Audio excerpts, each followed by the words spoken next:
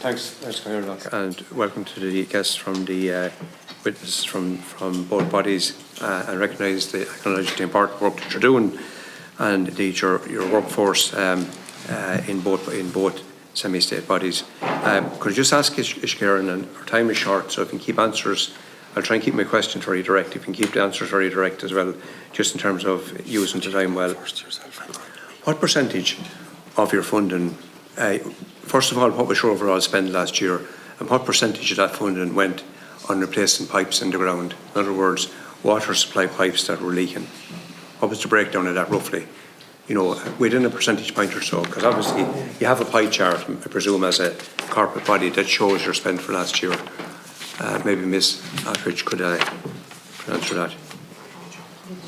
So last year we spent about 1.4 billion on overall capital expenditure. Okay. That's including plants and whatever.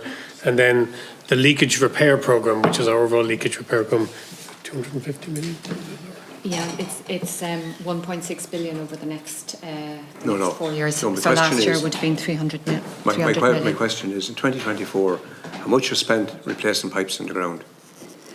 What percentage of your funding? Was it 1%? Was it 100? So it's 300 million against 1.4 million. 300 million. 300 million. And that includes replacing pipes in the ground, repairing pipes in the ground. It's a whole programme. Does that include wastewater treatment systems? No. Your overall budget was 1.3 billion last year. 1.3 last year. 1.3 billion. Okay. So there was $1 billion spent elsewhere, and I know that's complex. There's a whole lot of other areas. In terms of the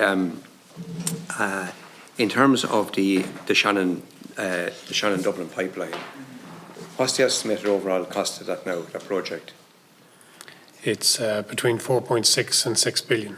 Okay. I remember standing on the site with Bord na Móna when they were in the game of, along with yourselves, representatives of your own body, when this was at 0.6 of a billion at Gary Inch, when the reservoir was going to go there. So it's 4.6 billion now that's required. And have you certainty in funding for that, or are you dependent on what happens with the review of the National Development Plan? It's part of the mix of the review of the National Development Plan. It's dependent on what happens with the National Development Plan. Yep. So it's 4.6 billion, okay.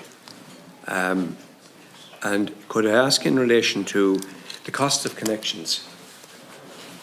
One person building a rural house, the pipe has to be run across a field, not across the runway of an airport or a motorway, just across green grass in his field, and the estimated cost for it, and it's not a long distance. You could throw a stone from the road to where the mains is running to where the house is, and he got a bill, and he showed me the letter of over 27,000. That is seriously high, seriously high. I showed the letter to people who worked providing water services, water connections in the council up to a few years ago, and it would have come in as a fraction of that.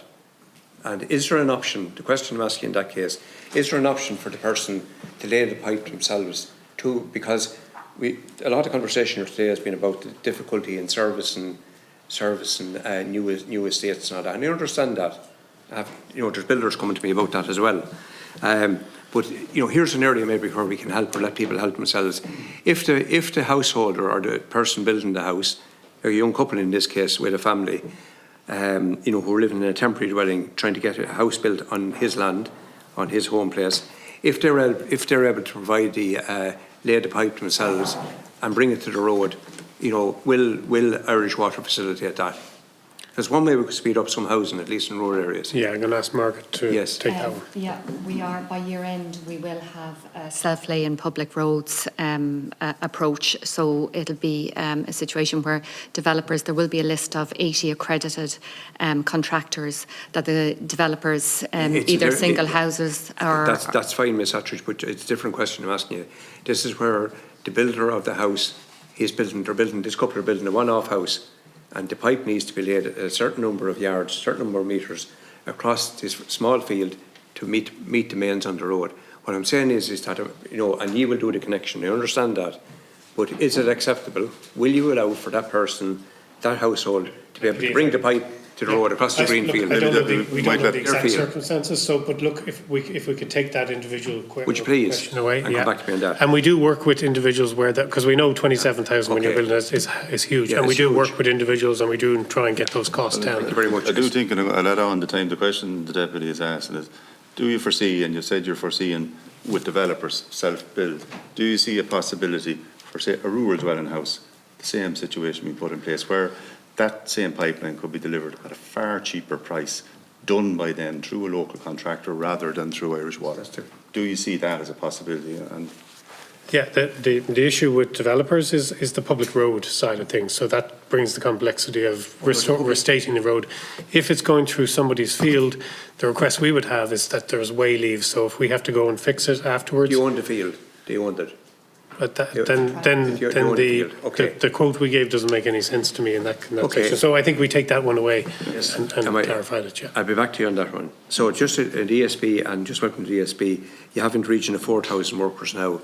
You were down, and I know my time was taken with the Kyle, look, that's right, I don't mind. I let it on, don't worry. You're pursuing the issue, the same issue, but look at, just in relation to the ESB and the number of workers that you have, I've seen situations, and the ESB had a great record in the past of doing connections.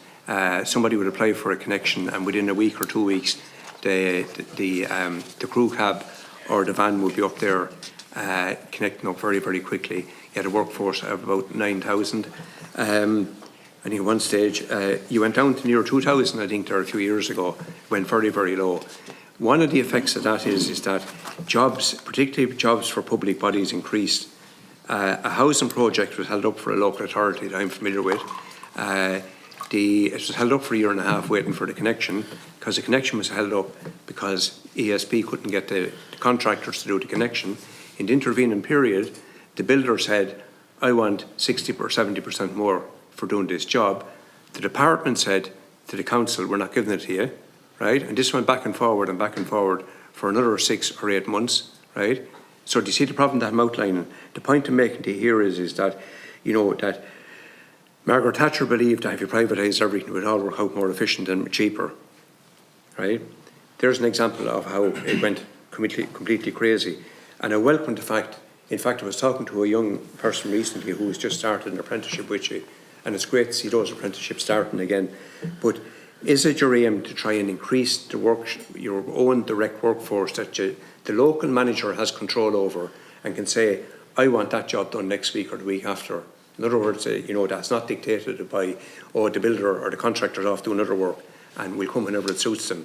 You know, it has to be, you have to have control over it. So a direct question, is it your aim to continue to increase that workforce?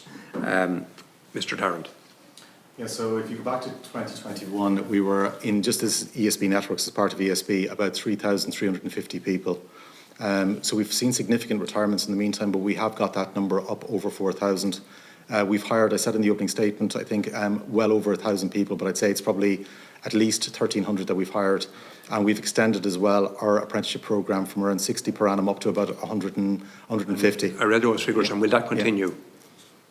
That is the aim of the company. Well, we're also building our resources externally because for the large projects that we need those kind of specialist skills. So we're going to have a balanced model of investing in our own people and hiring people from the experienced electricians. We've hired about 430 of those over recent years, as well as expanding our apprenticeship programme. And we're about to extend and expand our training centre, which I think is a state-of-the-art facility in Portlaoise over the next kind of year, 18 months. So it's clear that the over-dependence on private contractors didn't work too well in some areas, from what I've seen.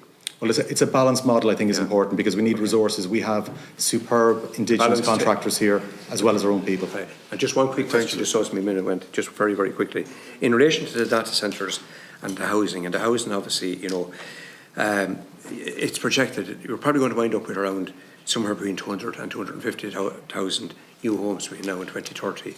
In a few words, can you tell me that if data centres increase by another, the demand from them increases, we say at the moment it's around 22-23% of our electricity demand. If it increases to over 30 or up to 35%, will the ESB be able to supply the additional 250,000 houses that are required between now and 2030, as things stand? Well, look, there's 30 seconds, yeah, I'm going to give you. Well, this isn't an answer that you can give a really quick answer to. There's different requirements on the electricity network, not only data centres. So the data centres were contracted prior to the November 2021 decision. But there are other drivers that are driving demand on the electricity network, like the electrification of heat and transport, which are putting huge demands on the sector. So going back to the point about we deal with connections on a first-come, first-served basis. We're continuing to make offers across all sectors, industrial, commercial and housing. But there are challenges. There's a challenging environment around the electricity network, and that's why investment at pace is so key. And is north-south interconnection